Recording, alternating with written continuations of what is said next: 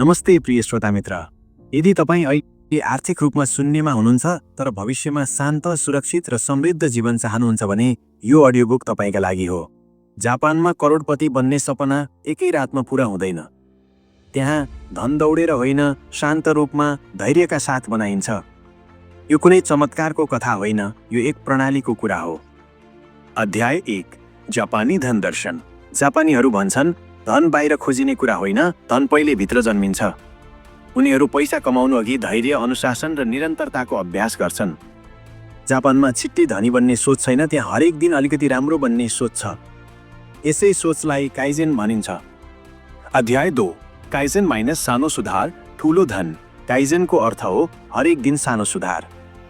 आज 100 रुपियाँ बचत गर्न सक्नुहुन्छ भने भोलि 105। आज 10 मिनेट नयाँ सिप सिक्न सक्नुहुन्छ भने भोलि 12 मिनेट। जापानी करोडपतिहरू ठुलो जोखिम लिँदैनन्, उनीहरू सानो अनुशासन दैनिक रूपमा दोहोर्याउँछन्। धन कुनै ठुलो जम्प होइन, दैनिक बानीको परिणाम हो। अध्याय 3, ककेबो माइनस पैसा लेख्ने कला। जापानमा ककेबो नामको प्रणाली छ। यसको अर्थ हो पैसा कहाँ जान्छ पहिले बुझ्नु। जापानीहरू खर्च गर्नु अघि सोध्छन्, हामी प्राय खर्च गरेपछि सोध्छौँ। ककेबोले 4 प्रश्न सोध्न सिकाउँछ। मेरो आम्दानी कति छ? मेरो खर्च कति छ? म कति बचत गर्न सक्छु? यो खर्च साँच्चै आवश्यक थियो? यी 4 प्रश्नले गरिबी र समृद्धि छुट्याउँछ।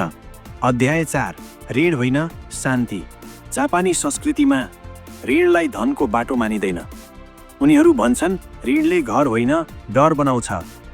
त्यसैले उनीहरू पहिले बचत गर्छन्, पछि मात्र खर्च। धनी देखिनु होइन, शान्त जीवन बाँच्नु उनीहरूको लक्ष्य हो। अध्याय 5, इकिगाई माइनस किन कमाउने। इकिगाई भनेको बाँच्ने कारण हो। जापानी करोडपतिहरू पैसाको लागि मात्र काम गर्दैनन्। उनीहरू आफैलाई सोध्छन्, म किन बिहान उठ्छु? जब काम, सिप र उद्देश्य एउटै दिशामा जान्छ, पैसा आफै पछ्याउँछ। धन उद्देश्यको साइड इफेक्ट हो। अध्याय 6, हामीले कसरी सुरु गर्ने। यो प्रणाली हामी जस्तो सामान्य मानिसका लागि पनि सम्भव छ। आजबाट सुरु गर्न सकिने केही कुरा। आम्दानीको कम्तीमा 10% बचत, खर्च लेख्ने बानी, एउटा उपयोगी सिप सिक्ने, काइजन अपनाउने र ऋणभन्दा टाढा रहने। यही प्रक्रिया निरन्तर दोहोर्याइयो भने परिणाम अवश्य बदलिन्छ। अध्याय 7, करोडपति बन्ने जापानी रहस्य। जापानी तरिकामा कोही पनि चमत्कार खोज्दैन। उनीहरू भन्छन्, धन शान्त मानिससँग बस्छ। हडबडिएको मन, डराएको मन, अस्थिर मन धनलाई मन पर्दैन। अनुशासन, धैर्य र शान्त मन धनको वास्तविक घर हो। यदि तपाईँ अहिले शून्यमा हुनुहुन्छ भने निराश नहुनुहोस्। शून्य भनेको नयाँ सुरुवात हो।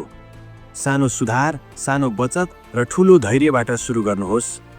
जापानी तरिका अपनाउनुहोस्, धन होइन प्रणाली बनाउनुहोस्। किनकि प्रणालीले नै एक दिन करोड बनाउँछ। धन्यवाद।